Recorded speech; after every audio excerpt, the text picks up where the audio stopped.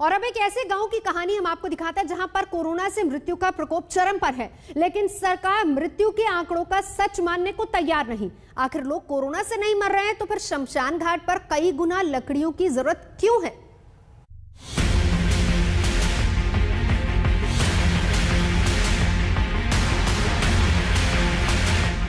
जयपुर जिले का इटावा गांव, वही गांव जहां पर महामारी ने जमकर तांडव मचाया। जयपुर से 50 किलोमीटर दूर इटावा भोपजी गांव है। इस गांव की आबादी करीब 15-16 हजार होगी, मगर इस गांव में स्वास्थ्य के नाम पर कोई सुविधाएं नहीं है। जब से कोरोना का प्रकोप हुआ है तब से किसी की जांचें तो नहीं हुई, मगर 17-18 मौतें हो चुकी हैं। इटावा गांव के लोगों का कहना है कि 3 दर्जन से ज्यादा मौतें हो चुकी हैं, लेकिन चाहे टेस्टिंग हो या इलाज, कोई सुविधा नहीं है। कितने आबादी है गांव की, कितने पॉजिटिव आए हैं और कितनी मौतें हुई है? सर 15-16 हजार के लगभग गांव की आबादी है और लगभग 40-41 केस पॉजिटिव आ चुके। उनमें से होम आइसोलेट करने के बाद में अब 21 केस तो एक्टिव चल रहे हैं और बीमारी से किसी से भी मान लो वृद्धावस्था में मान लो तो अभी तक गांव में 17-18 मौतें हो चुकी, अकाल मौत भी हुई है। सरकारी बद इंतजामी ने गांव में रहने वाली पद्मा देवी को बेमौत मार दिया, तो इसी गांव में ओम प्रकाश शर्मा के जीवन पर कोरोना संक्रमण ने विराम लगा दिया। 8 तारीख को तो पहले सिद्धि विनायक में दिखा के लाया था, तो उसके थोड़ी कमजोरी सी महसूस हो रही थी। उसके बाद में वो ठीक थी। और फिर 11 तारीख को रात को थोड़ी वो बेचैनी सी हुई, फिर ठीक हो गई थी। सुबह ज्यादा बेचैनी होने पे मैं चौमू लेके गया तो रास्ते में उसके हार्ट अटैक आ गया। बिल्कुल उनको बुखार आया था, फिर बाद में हम चौमू ले गए, इनको दिखाया रोनला जी के, बिल्कुल नॉर्मल हो गए थे। पता नहीं है कि इनको 25 को उनका थोड़ा बीपी डाउन आ गया। फिर वापस इनको चौमू लेके गए तो डॉक्टर साहब ने कुछ ऐसा ही बोल दिया इनको, तो वो उनको अटैक आ गया। जाहिर है टेस्ट और इलाज की सुविधा गांव में होती तो इनकी मौतें नहीं होती। ये तब है जब जरूरतमंदों के लिए ये हॉस्पिटल सरकार को दान में मिला था, लेकिन सरकारी तंत्र की वजह से लोगों को दिक्कतों का सामना करना पड़ रहा है। गांव में अस्पताल बना हुआ है और बेहतरीन अस्पताल है। गांव के भामा शाह ने देख सकते हैं ये इस तरह के बेड भी दान किए हैं। बेड के अलावा ये जो कुर्सियां रखी हुई हैं बैठने के लिए, सब गांव के भामा शाहों ने दान किया है, क्योंकि गांव में एक परंपरा रही है दान करने की। मगर समस्या यह है कि 2 बजे डॉक्टर चले जाते हैं, ड्यूटेशन पर लगे हुए हैं। 2:20 पर हम अस्पताल में आए तो ताला लगा हुआ है, क्योंकि स्टाफ नहीं है। स्टाफ की समस्या है। इतना अच्छा अस्पताल होने के बावजूद डॉक्टर और स्टाफ की कमी की वजह से गांव के लोगों को शहर जाना पड़ रहा है। ये स्थिति है कि गांव के लोग अपने सारे संसाधनों के जरिए अस्पताल तैयार कर दिए हैं, अस्पताल में सारी व्यवस्था करवा दी है। उसके बावजूद सरकार जो है वो डॉक्टर नहीं लगा पा रही है, कर्मचारी नहीं लगा पा रही है। सरकारी दावे और आंकड़े सब कुछ ठीक है, लेकिन तस्वीरें झूठ नहीं बोलती। अगर सब कुछ ठीक है तो श्मशान घाट में अचानक लकड़ियों की डिमांड क्यों कई गुना बढ़ गई? आरा मशीन से 24 घंटे काटी जा रही लकड़ियां पूरा सच बयां कर रही हैं। कोरोना की वजह से वैसे तो लॉकडाउन है, मगर आरा मशीनें इस लॉकडाउन में भी चल रही हैं। जहां तक आपकी नजर जाएंगी अलग अलग आरा मशीनें चल रही हैं, क्योंकि लकड़ियों का कारोबार पहले की तुलना में ज्यादा बढ़ा है, इसलिए कि शमशान में लकड़ियों की डिमांड बढ़ी है। हमारे साथ हैं आरा मशीन के मालिक, उनसे हम बातचीत करते हैं।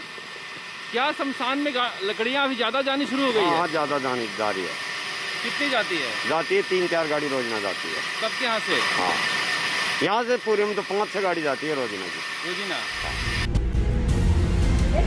राजस्थान के ग्रामीण इलाकों में कोरोना से हुई मृत्यु पर सरकारी पर्दा कैसे डाला जा रहा है, आप इस रिपोर्ट से समझ सकते हैं। शरद कुमार, जयपुर, आज तक।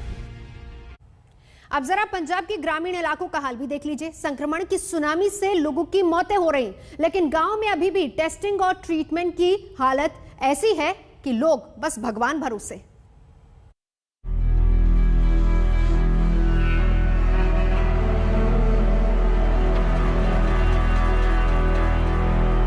पंजाब के संगरूर जिले का ये नेमेल गांव है। 7,000 आबादी वाले इस गांव में पक्के मकान हैं, लेकिन ये गांव कोरोना के कहर की मार से करा रहा है। गांव में कई दर्जन लोग अभी भी कोरोना से संक्रमित हैं, तो कई सरकारी बदइंतजामी के चलते अपनी जान गंवा चुके हैं। कोरोना की महामारी का असर पंजाब के गांव में साफ देखने को मिल रहा है। एक एक गांव में बड़ी तादाद में लोग कोरोना पॉजिटिव हो रहे हैं, तो मौतों का आंकड़ा भी कहीं ना कहीं जिस तरीके से बढ़ता जा रहा है, ये कहा जा सकता है कि पंजाब में मृत्यु दर देश में सबसे सर्वाधिक है।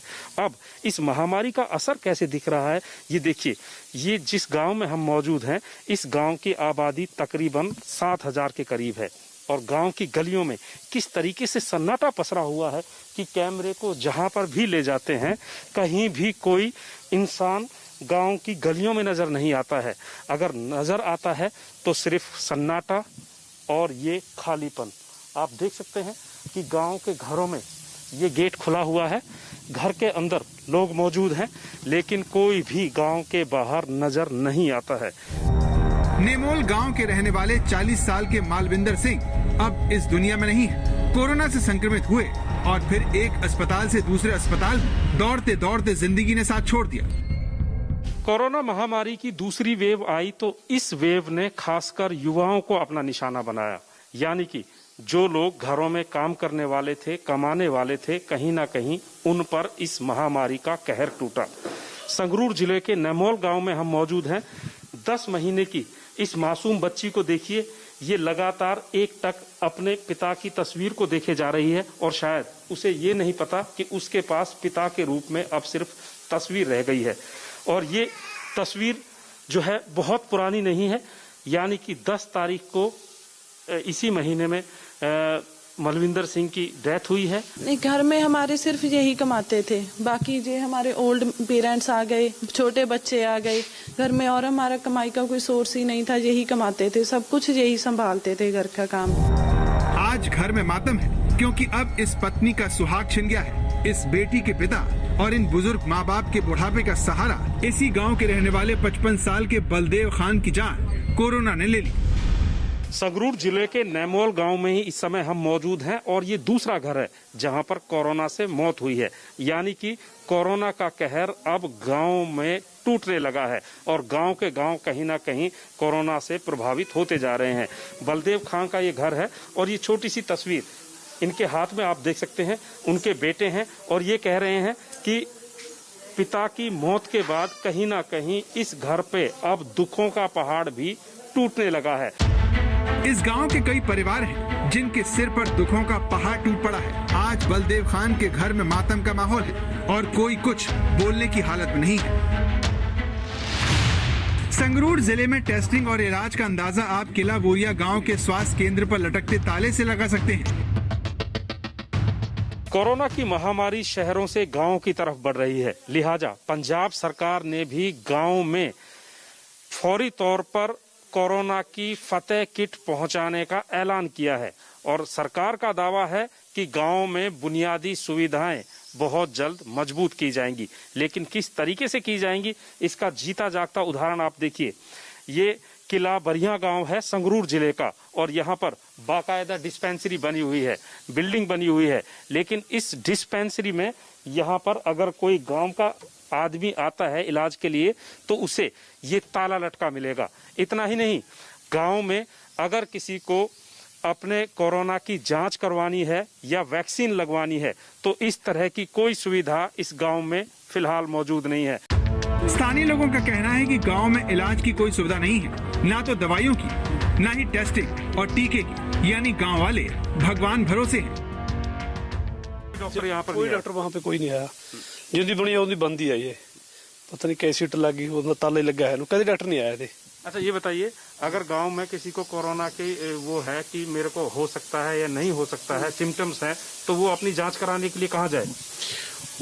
आप तो लोंगोल या संगरूर जाना पड़ेगा, वहाँ तो कोई सुविधा नहीं है। संगरूर यहाँ से कितनी दूर है?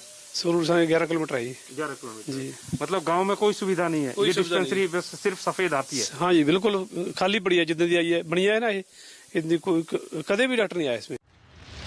सोचिए, गांव में साल 1991 में डिस्पेंसरी तो खुल गई लेकिन कभी लोगों को इलाज नहीं मिला। ये तब है जब गांव में कोरोना संक्रमण की सुनामी लोगों को बेमौत मार रही है। सत्येंद्र चौहान, संगरूर, आज तक।